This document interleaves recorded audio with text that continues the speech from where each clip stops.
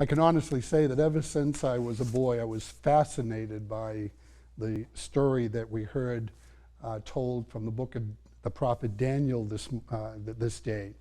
The story about Shadrach, Meshach, and Abednego. Now, I don't know if my fascination had to do with the fact of how they were thrown into a fiery furnace and still survived, or if it was the fact that their names were so strange.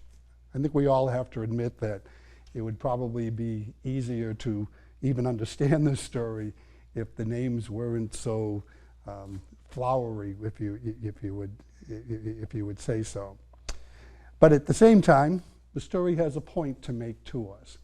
And it's one that's really based on a very important value that we should have within our faith lives, and that is of trust.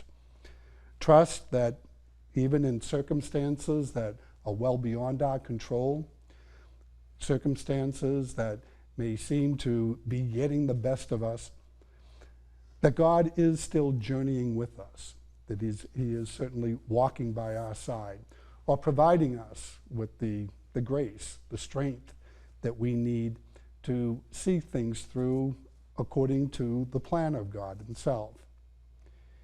Very much that is implied, I believe, in the instruction that Jesus was giving to those who were listening to His words that we heard in today's gospel.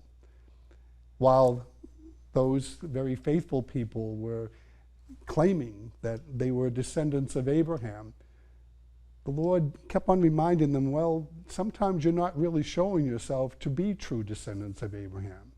You're not showing the trust in me that Abraham certainly had in God to obviously follow in God's ways. It's a reminder to all of us, I think, particularly as we're wrapping up or coming close to wrapping up this Lenten season, that as we continue our journey to soon celebrate that great feast of Easter and our share in the Paschal mystery of Christ, to realize that as we move beyond that even, how well have we prepared ourselves during this Lenten season to be more trusting of God's works and ways in our lives? Sometimes things, when they're going well, is enough for us to say, God is with me. And yet we all know that there are bumps in the road. There are detours to take. There are even those blockages that come our way that sometimes leave us wondering, is God really there?